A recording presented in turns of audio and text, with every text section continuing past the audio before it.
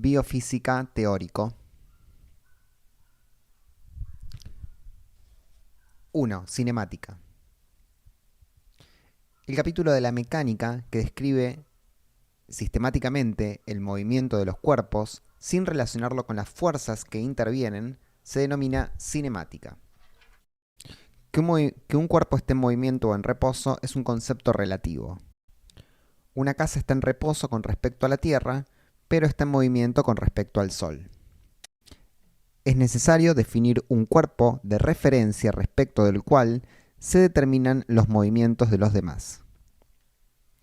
La elección del sistema de referencia espacial es arbitraria. Se dice que un objeto está en movimiento cuando cambia su posición respecto a este sistema de referencia previamente especificado. La elección de un sistema de referencia adecuado simplifica descripciones posteriores y permite encontrar relaciones sencillas entre los movimientos y las interacciones existentes. Así, por ejemplo, considerar a la Tierra en pie de igualdad con los demás planetas y estudiar el movimiento de estos alrededor del Sol fue una de las claves que le permitió a Newton enunciar la ley de gravitación universal. Para el estudio de los cuerpos se los considera cuerpos puntuales, es decir, sin considerar su forma, tamaño, dimensiones o estructura interna. Se los llama cuerpos puntuales o partículas. De esta manera se puede describir el movimiento de la Tierra en su traslación alrededor del Sol como si fuera una partícula y no es necesario considerar su movimiento de rotación, ni el de las mareas ni el de los vientos. Elegido el sistema de referencia, diremos que el cuerpo se mueve si cambia de lugar, es decir, si ocupa distintas posiciones en distintos instantes de tiempo.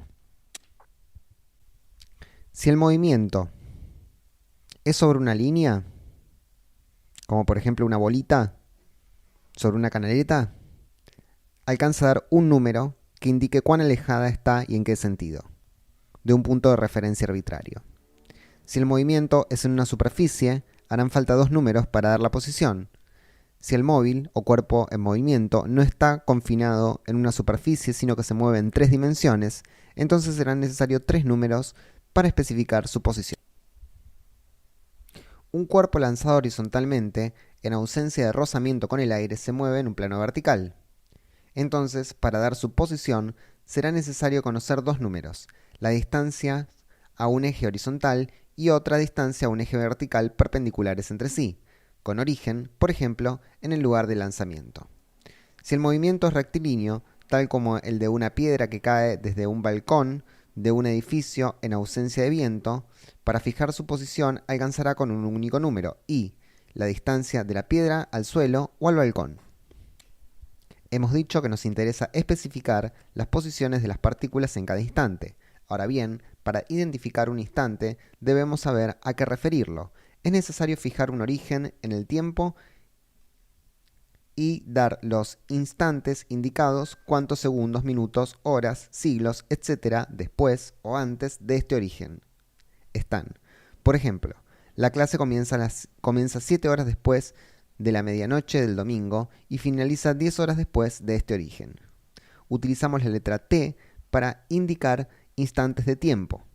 Como en este curso muchas veces deberemos considerar diferencias entre dos cantidades de una misma magnitud, es decir, variaciones de esa magnitud, utilizaremos un símbolo para representarlas, la letra griega delta mayúscula, delta.